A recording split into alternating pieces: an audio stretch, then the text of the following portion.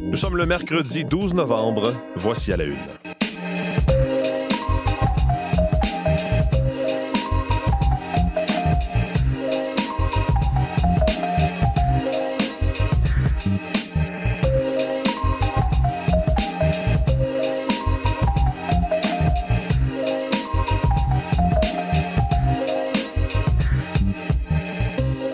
Bonjour, bon mercredi, bienvenue à cette nouvelle édition de La Une. C'est Mathieu Bellumeur qui vous accompagne. J'espère que vous allez bien ce matin. Ça va être un matin probablement un peu plus facile pour bien des gens. D'abord, il y a cette neige qui ne tombe pas. Déjà, ça va faciliter les déplacements parce qu'hier, quand même, on a reçu une bonne bordée, peut-être plus que ce à quoi certains s'attendaient. Très honnêtement, c'était aussi mon cas. Ça... Le cas de tous. Oui, le cas de tout le monde, oui, c'est ça, exactement. Et puis, bonne nouvelle, certainement pour les usagers du transport en commun dans la grande région de Montréal. C'est reparti, ça va reprendre le service régulier dès 6 heures ce matin. Bon, il y aura évidemment une reprise graduelle, là. Tout ne sera pas disponible en même temps, mais il n'y aura plus d'arrêt à l'extérieur des heures de pointe. On a appris ça tard en soirée. Le syndicat a décidé de suspendre ses moyens de pression, de suspendre la grève. Donc, il y aura du transport en commun. Ce qu'on comprend, c'est que le véritable retour à la normale avec 100% du service tel qu'on le connaît, ça va aller à demain. Mais déjà ce matin, là, à partir de 6 heures, les autobus, les métros, ça va rouler comme ça toute la journée. Il n'y aura plus d'absence de service à l'extérieur des heures de pointe. Alors ça, c'est une bonne nouvelle. Et puis, on est à environ 70 000 abonnés d'Hydro-Québec qui sont toujours sans courant ce matin, surtout en Montérégie. Et la deuxième région la plus touchée, c'est au Saguenay-Lac-Saint-Jean, des conséquences donc de cette neige d'hier. On imagine que tout ça va rentrer dans l'ordre dans les prochaines heures. Espérons-le le plus tôt possible pour ceux qui manquent d'électricité parce que, oui, Véronique, il est tombé quand même pas mal de neige. Est-ce qu'on a un bilan de tout ce qui nous est tombé dessus depuis, dans le fond, la nuit dernière, pas la nuit dernière, mais l'autre d'avant? Oui, on a ça. Montréal, 23 cm. On était rendu à ça hier après-midi. Bon, du côté de l'aéroport, on est toujours autour de 9, une dizaine de centimètres pour la région du Mont-Tremblant. Secteur de Roberval, Bagotville, c'est du 13 à 15. En Mauricie, autour de 17. Drummondville, 18. Sur la rive sud de Montréal, 18, 20 cm aussi. Secteur de Shawinigan, une vingtaine. Victoriaville, jusqu'à 25. Saint-Hyacinthe, bon, Rive-Sud, on l'a dit, là, autour d'une vingtaine. Mais secteur de l'Estrie, Sutton, Granby, on y va avec 22 à 25 cm aussi. Donc, vous l'avez dit, une bordée qui en a pris quand même plus d'un par surprise, disons-le. Par l'ampleur, quand même, oui. Le record de la tempête de neige la plus hâtive, ça avait eu lieu un 22 octobre en 1988. Mais on l'a dit hier, c'est certain que c'est pas habituel des chutes de neige de cette ampleur-là si tôt dans l'année. D'habitude, c'est autour du 26 décembre, le premier 15 cm de neige. Et là, ce qui s'est passé, évidemment, des bandes de neige un petit peu plus stationnaires qui sont demeurées un peu plus longtemps au-dessus de Montréal et qui ont été alimentées par... ça passe au-dessus du fleuve. Les eaux sont encore douces à cette période-ci de l'année. Donc, apport en humidité supplémentaire, donc des orages de neige là, qui ont provoqué des chutes de neige plus intenses. On prévoyait 10. Il y en a eu 20. Alors, c'est un peu ça qui s'est passé pour prendre tout le monde de court. C'était très beau. C'est encore très beau. Ça fait un magnifique paysage. Mais j'ai beaucoup entendu, c'est beau, mais c'est pas mal trop tôt. Et ça va fondre, Mathieu. On en reparle. On va faire le tour des prévisions dans les prochaines heures et les prochains jours avec vous. Le temps de dire un beau bonjour à Julie-Jasmine Boudreau. Bonjour, Julie-Jasmine. Bonjour. On va se parler ensemble tout à l'heure aux actualités culturelles du groupe UZEB, un groupe jazz qui cherche à avoir ou à créer ou à faire un documentaire sur ce groupe-là. C'est ça, les 50 ans du groupe. Ouais. Et fort heureusement, hier, j'ai retrouvé l'électricité en après-midi. Ça m'a permis de me remettre un peu de... Ça m'a permis de me replonger dans du UZEB, dont je ferai écouter peut-être un petit bout tout à l'heure. Mais tout ça pour dire que oui, on veut mener à bien un documentaire. On est en bout de piste, mais je vous parle de la stratégie qu'on décide d'adopter justement pour réaliser tout ça, parce qu'on pense en tout cas, on anticipe que ça devrait sortir au courant de l'année 2026. Mais les fils ne sont pas tout à fait attachés encore. Il y avait dans ce groupe des musiciens absolument extraordinaires, très talentueux. Puisson, Caron, Brochu. Exactement. Wow. Parfait, on en reparle un peu plus tard à l'émission. Olivier Pellerin vient de faire son entrée en studio. Salut, Olivier. Salut. Dure soirée pour le Canadien au Centre Bell contre les Kings de Los Angeles. On savait que ça allait pas être simple. Le Canadien qui n'avait pas gagné contre les Kings depuis 2019. Une sorte de bête noire qui l'a été encore une fois hier soir dans son match. Victoire de 5-1. Le seul but du tricolore a été marqué en fin de première période par Josh Anderson. Une première période, somme toute, correcte pour le Canadien, mais ça a explosé en début de deuxième. 3 buts marqués en 4 minutes 5 secondes par Joel Edmondson, Quinton Byfield et Kevin Fiala. Et maintenant, le match était plié. Manque de caractère, manque de confiance. Je ne sais pas trop ce qui s'est passé, mais c'est vrai qu'il n'y avait à peu près pas d'occasion de marquer. Très difficile de se trouver sur la patinoire. Et le jeu défensif a fait défaut hier encore une fois, embourbé à maintes reprises dans leur zone. C'est Samuel Montembeault qui était devant le filet. C'est lui qui a failli sur 4 des 5 buts des Kings de Los Angeles. Donc, à retenir, à peu près rien. Sinon, le manque d'exécution, on peut déjà écouter Alexandre Carrier qui parle du match d'hier. Oui, je pense que c'est une équipe qui ont de l'expérience, ils ont beaucoup de vétérans. Ils ont joué de la bonne façon, ils ont joué un meilleur match que nous. On manquait d'exécution, puis quand tu joues contre une équipe comme ça, tu n'as pas d'exécution, ben, tu passes moins de temps dans la zone offensive. Et Martin Saint-Louis a eu la même évaluation, a parlé des Kings de Los Angeles comme étant une équipe avec beaucoup de caractère, avec beaucoup aussi d'expérience. Et quand vient une avance comme celle-là, une avance de 2 buts déjà très tôt et rapidement, marquer 3 buts comme ça en deuxième période, normalement, ils savent gérer ça. Voici Martin Saint-Louis. Je te dirais la différence. On a dormi au gaz, je te dirais, 3 minutes en deuxième. Puis eux autres, l'équipe de vétérans, mais ils ont fermé ça assez... ils ont fermé le jeu. C'était pas facile. Puis notre exécution n'était pas là pour briser ça, l'autre bord. Je suis content qu'ils soient dans l'Ouest. Ouais. On va avoir une autre chance cette année. On aura une autre chance. Et là, le Canadien de Montréal a 2 autres matchs cette semaine. Donc, demain contre les Stars de Dallas et samedi contre les Bruins de Boston. Les Stars ont battu hier les Sénateurs 3-2 sur une séquence de 3 victoires. Les Bruins, eux, sur une séquence de 7 victoires, ont battu les Maple Leafs hier, une victoire de 5-3 avec 2 buts de David Pasternak. Donc, ce ne sera pas simple cette semaine. Il va falloir retrouver ses moyens, surtout retourner à la table à dessin pour essayer de trouver quelques patrons de jeu qui fonctionneront parce que hier, vraiment, là, il y a eu peu de choses à se mettre sous la dent pour les malheureux partisans qui étaient au Centre Bell. Les Alouettes de Montréal croient en leur chance pour la Coupe Grey, j'ai envie d'ajouter, j'espère, parce que le contraire serait bien terrible. Et ils sont quand même dans le rôle des négligés. Oui, parce qu'ils affrontent la meilleure équipe de la Ligue canadienne cette année. C'est vrai que de se présenter là en se disant on n'a aucune chance, c'est peut-être difficile d'y croire. Non, ils arrivent très confiants. On a parlé donc de la présence de Davis Alexander comme partant. Il y a Jason Maas aussi qui a parlé aussi du caractère de son équipe qui sera la clé. Alexandre Gagné, qui joue sur les unités spéciales, lui, pense que ce sera le jeu, en fait, l'équipe qui commettra le moins d'erreurs et surtout qui sera capable de garder la tête froide dans un match aussi important qui remportera le match. Voici Alexandre Gagné. Au match de la Coupe Grey, tu peux pas te permettre ce genre d'erreurs, des erreurs d'inattention, que ce soit un 13e homme, que ce soit un manque de couverture. Puis on aurait pu le voir dans la dernière partie contre Hamilton. On sentait que c'était serré puis que ça allait être l'équipe qui allait faire le moins d'erreurs possible. Je pense que ça va être encore ça, cette game-ci. Donc, les Alouettes qui tentent de gagner une deuxième Coupe Grey en 3 ans. Et je vais terminer simplement en vous mentionnant que ce matin, à 8 h, Félix Auger-Aliassime joue son deuxième match des finales de l'ATP. Ce sera contre l'Américain Ben Shelton. Félix Auger-Aliassime a perdu son premier match en 2 manches contre Yannick Sinner. Merci beaucoup, Olivier. Alors, Véronique, semble que tout ça va fondre, en tout cas dans certaines régions. Ça va fondre. Pas aujourd'hui. Pas aujourd'hui. Non, ça va prendre un bon 4-5 jours, là, peut-être un petit peu plus, parce que, les températures se maintiennent entre 0 et 3 degrés, pas mal pour les prochains jours. Et ça commencera à grimper davantage. Quand je dis grimper davantage, on s'entend que ça reste sous la barre du 10 degrés, mais retrouver du 5-6 dans les prévisions là, à partir du 20 novembre. Donc, c'est sûr que cette neige va finir par fondre et ça dépendra aussi du système en fin de semaine. Il y aura peut-être une dose de pluie dimanche, ce qui va faire en sorte que ça va aider à fondre ce couvert neigeux-là. Mais d'ici là, aujourd'hui et demain, 2 journées assez nuageuses. C'est pas impossible qu'il y ait une petite éclaircie, mais surtout des nuages. Mélange pluie-neige, ça commence en neige, ça se change en pluie. Pas grand-chose. Une trace, 1 à 3 cm possible et c'est très fondant. Température entre 0 et 3. La nuit prochaine, ça bouge presque pas. On retourne légèrement sous 0, mais surtout vers les Laurentides, la Naudière. Vendredi, par contre, là, ça se dégagera. On verra de belles éclaircies et ce sera samedi la meilleure des 2 journées en fin de semaine parce que dimanche, il y a l'arrivée de cette perturbation. On parlait d'un mélange de précipitations, peut-être un mélange tôt le matin, ensuite rapidement de la pluie et il y aura une finale en neige dimanche soir, mais ce ne serait pas de grandes accumulations. Alors, ça reste un système système à surveiller pour dimanche, mais dites-vous que si vous voulez aller jouer dehors, ramasser des choses, c'est samedi, la meilleure journée. D'ici là, du côté de l'Abitibi, flocons encore possible au menu aujourd'hui, près de 0. Ça devrait cesser graduellement en mi-journée au Saguenay-Lac-Saint-Jean. 0 aussi, c'est le maximum anticipé. Ça reste assez venteux. Les vents vont diminuer cet après-midi. Le Bas-Saint-Laurent, on va retrouver des conditions de ciel variables. On passe en régime, disons, de temps un peu plus frais comparativement à hier. Là. Du côté de la Gaspésie, il faisait 13 hier matin. Le maximum, c'est 3 aujourd'hui. Ça devrait se redégager cet après-midi. Assez nuageux sur la Côte-Nord. On demeurera autour de 0. En territoire ontarien, variable pour l'extrême nord, sinon nuageux partout.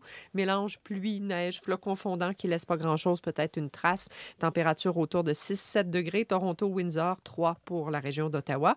À Vancouver, c'est de la pluie qui s'installera pour quelques jours et ça commencera assez tard ce matin. 11, c'est le maximum. Tendance au dégagement à Edmonton, Calgary, donc encore du beau temps dans les prairies et des températures de 6-7 degrés. Pas mal de soleil aussi pour le sud de la Saskatchewan et du Manitoba. Merci beaucoup, Véronique. Bonne journée.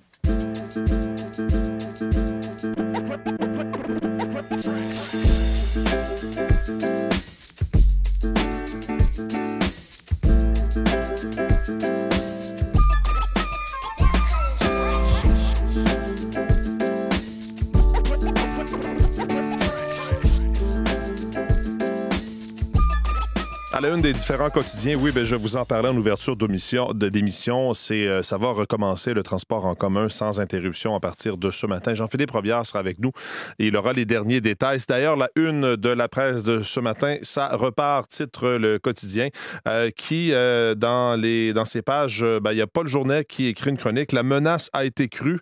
Cette fois, le gouvernement caquiste n'a pas donné l'impression de chercher la chamaille avec les syndicats par entêtement ou par opportunisme. La grève à la STM pose un réel problème, exactement celui auquel Jean Boulet promettait de répondre et sa menace d'intervenir a sans doute incité le syndicat d'entretien à annoncer donc hier soir une trêve. Reste à voir comment réagiront les chauffeurs d'autobus et de métro parce qu'eux menacent de faire une grève en fin de semaine. Donc ça aussi, ce sera quand même à suivre parce qu'il y a certains éléments dans cette loi qui sera adopté et qui va entrer en vigueur en fait à la fin du mois de novembre. Il y a 2 éléments, rappelle Paul Journet. Elle ajoute cette loi une catégorie, les services minimalement requis, soit ceux dans lesquels la sécurité sociale, économique ou environnementale est affectée de manière disproportionnée. Ça, c'est le tribunal administratif du travail qui va interpréter le critère, mais cette loi va aussi permettre au ministre de suspendre une grève ou un lock-out pour forcer un arbitre à trancher. C'est ça l'aspect le plus controversé, dit Paul Journet, qui risque d'être contesté en cours. La loi de M. Boulet, conclut-il, comportait des risques indéniables pour le droit de négocier des syndicats, mais on en découvre aujourd'hui au moins un avantage. Donc, les détails à lire dans la presse de ce matin. Le Journal de Montréal, oui, revient sur cette grève suspendue à la STM, mais parle aussi de François Legault, le premier ministre du Québec, qui est impopulaire comme jamais. Un nouveau sondage, donc, du Journal de Montréal, Journal de Québec. Le virage à droite du premier ministre rate sa cible. L'insatisfaction envers François Legault a atteint un sommet historique et les Québécois lui montrent la porte. Avenir de François Legault comme chef de la CAQ, est-ce que vous souhaitez que François Legault reste ou parte comme chef de la coalition Avenir Québec? 61% des répondants aimeraient le voir partir. La plupart des gens, 47% en fait, sont en désaccord avec la réforme contre 27% qui sont d'accord avec la réforme de rémunération des médecins, là, cette fameuse loi 2. 73% des répondants se disent inquiets, pensent qu'il va y avoir départ de plusieurs médecins avec l'adoption de cette loi. Et dans les intentions de vote, c'est ce qui a été sondé aussi dans ces questions posées aux répondants. 32% d'appui pour le Parti québécois, 27% pour les libéraux, 17% pour la coalition Avenir Québec. Résultat de ce sondage à lire dans le Journal de Montréal de ce matin. En une du Globe and Mail, Ottawa va ajouter des projets énergétiques et miniers à la liste des initiatives accélérées. Mark Carney devrait ajouter au moins 4 projets miniers et énergétiques à la liste des grands projets de son gouvernement. Ça va être présenté demain, c'est ce qu'indiquent 2 sources du Globe and Mail. Radio-Canada qui a appris que notamment parmi ces projets, il y aura le projet minier Nouveau Monde Graphite situé tout près de la municipalité de Saint-Michel-des-Saints dans la Naudière. Les autres sont en Colombie-Britannique, en Ontario, en Saskatchewan. En fait, ça, ce sont les des premiers chantiers qui ont été annoncé, mais il y a d'autres projets dans ces régions. Un également au Nouveau-Brunswick qui sera annoncé demain par le premier ministre du Canada. Et je vous parle maintenant du site de Radio-Canada. La Suède sort les gros canons pour obtenir des contrats militaires au Canada. Il y aura le roi de Suède qui sera en visite d'État à Ottawa et à Montréal pour mettre en lumière les liens croissants entre Saab, compagnie suédoise, et Bombardier. On est bien sûr dans ces importants contrats militaires qui seront donnés au cours des prochaines années.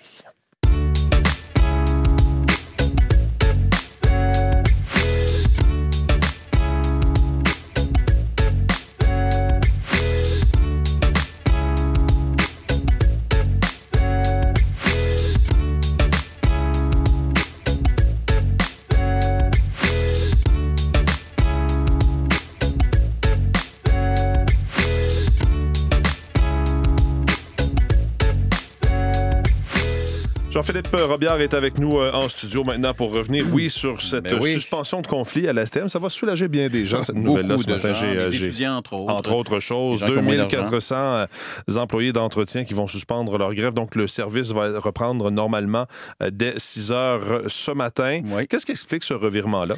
C'est l'intervention du gouvernement Legault. C'est la crainte de se retrouver en arbitrage parce que le ministre du Travail, Jean Boulet, on le sait, a décidé de devancer l'application de la loi 14 pour limiter leurs moyens de pression. Et selon eux, cette intervention du ministre Boulet, Mathieu, ça a nuit au pourparlers, ça a freiné aussi les avancées qui avaient été réalisées en médiation et ça a fait que la STM, selon le syndicat, est demeuré inflexible, notamment sur la question des salaires. C'est un des enjeux. Alors donc, en suspendant leur grève, les syndiqués, les employés d'entretien de la STM espèrent faire reculer le gouvernement Legault pour que la loi ne soit pas appliquée dès maintenant, pour pouvoir, dans le fond, continuer à négocier pour parvenir à une entente négociée avec la STM et ne pas se retrouver éventuellement en arbitrage. Ils se faire imposer leurs conditions de travail et leurs conditions salariales. Effectivement. Donc, reprise du service ce matin, mais ce qui est important de dire, c'est qu'il n'y aura pas d'interruption, comme c'était le cas au cours des dernières semaines. À l'extérieur des heures de pointe, le service va continuer toute la journée. Oui, après 2 semaines de grève où il n'y avait que du service qu'en heure de pointe. Mm-hmm. Donc,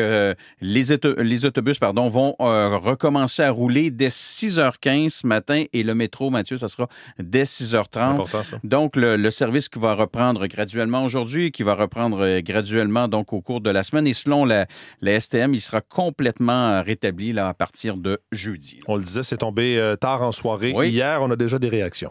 Oui, il y a la mairesse désignée de Montréal, Soraya Martinez-Ferrada, qui s'est réjouie de la décision des syndiqués, elle, qui leur demandait d'ailleurs hier une trêve dans leurs moyens de pression. On n'a pas encore de réaction de la direction de la STM, mais mes collègues de la presse l'ont obtenu. Et selon le quotidien, selon la presse, la directrice générale Marie-Claude Léonard salue la décision du syndicat, même si elle se dit déçue, selon la presse, qu'il n'y a pas d'entente malgré les offres qui ont été déposées par la STM. Pas de réaction, bien sûr, encore à cette heure-ci, du cabinet du ministre du Travail à Québec, Jean Boulet, qui envisageait, comme je disais tantôt, de déposer aujourd'hui, donc, un projet de loi pour devancer la mise en application de la loi 14. Oui, ça, c'est pour les employés d'entretien. Il y a aussi une menace de grève des employés, des chauffeurs d'autobus et des opérateurs de métro. Qu'est-ce qu'on sait sur les autres syndicats? Il y a le syndicat donc des chauffeurs d'autobus et de métro qui menace toujours de débrayer le 15 et le 16 novembre. Le syndicat qui est d'ailleurs devant le Conseil canadien des relations industrielles pour déterminer les services essentiels qui doivent être assurés au cours de ces 2 journées-là. Il y a également les professionnels de la STM qui doivent se prononcer demain sur d'éventuels moyens de pression. Donc, ce sera encore à suivre, mais chose certaine, soulagement quand même ce matin. Et on va aller voir les gens ce matin. On va aller voir les usagers, ces gens qui en avaient besoin. Et on sait qu'il y avait beaucoup de grogne chez certains d'entre eux. Oui, la pression était très, très forte. On va vous suivre, bien sûr, dans nos radios-journaux. Jean-Philippe, merci beaucoup. Merci, au revoir.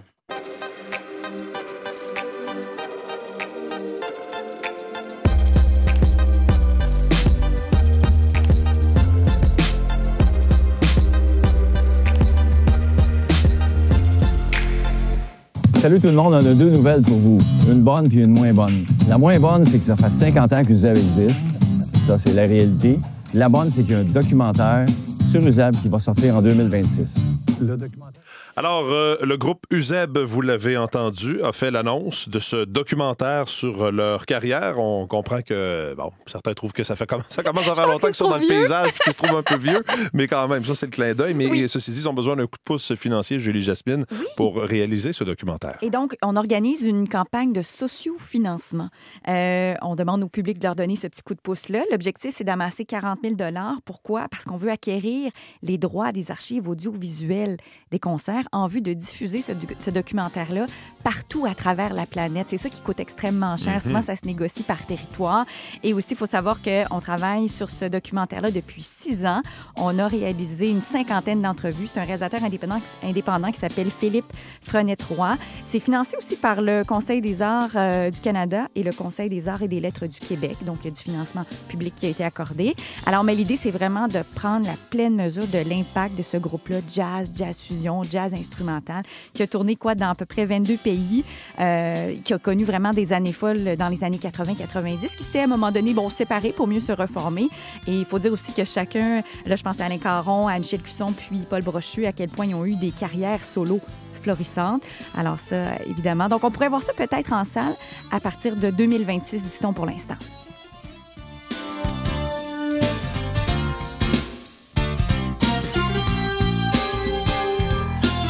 UZEB, donc un groupe marquant, effectivement, des musiciens prolifiques, très, très, très talentueux. Parlons du Cirque du Soleil. Daniel Lamarre quitte la direction du Cirque du Soleil, lui qui a dirigé l'entreprise pendant près de 20 ans. Exactement. Son successeur a été annoncé. C'est un Britannique. Il s'appelle Mark Cornell. Il dirigeait jusqu'à tout récemment une entreprise d'organisation internationale de spectacles à Londres. Il a aussi été à la tête de différentes entreprises comme Moët et Hennessy, vins spiritueux, ou Sotheby's Europe. Alors, le Cirque du Soleil a fait savoir qu'il s'exprime en français, qu'il a vécu à Paris et qu'il déménagerait prochainement à Montréal. Alors, il entrera en poste le 17 novembre prochain. Je vous rappelle que le président et chef de la direction actuelle, Daniel Lamarre, avait quitté pour une première fois en 2021 puis était pour mieux revenir au printemps passé.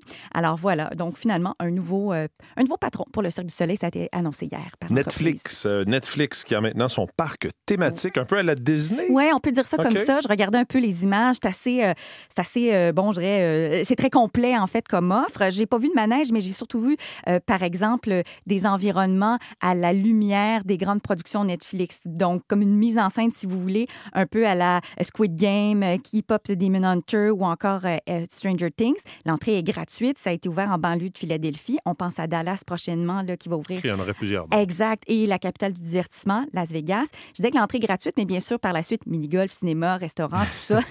On vous jette un petit peu dans le détour. C'est moins un parc comme Disney où on paie puis on a accès à toutes sortes d'expériences et de manèges. Là, on entre dans différents univers puis on peut, à la carte, choisir... Et le selfie sera roi. De ce que j'ai vu là, sur les images, ça ressemble à ça. Certaines villes annoncent leur programmation extérieure du temps des fêtes. Oui, on en est là. Oui, parce qu'à Montréal, depuis 2023, il n'y avait plus rien. Ça s'appelait Montréal en fête. On avait cessé les activités. Donc, 31 décembre prochain, on parle de feux d'artifice, scénographie. Les artistes n'ont pas été annoncés. Par contre, à Québec, ça, on a une liste pleine.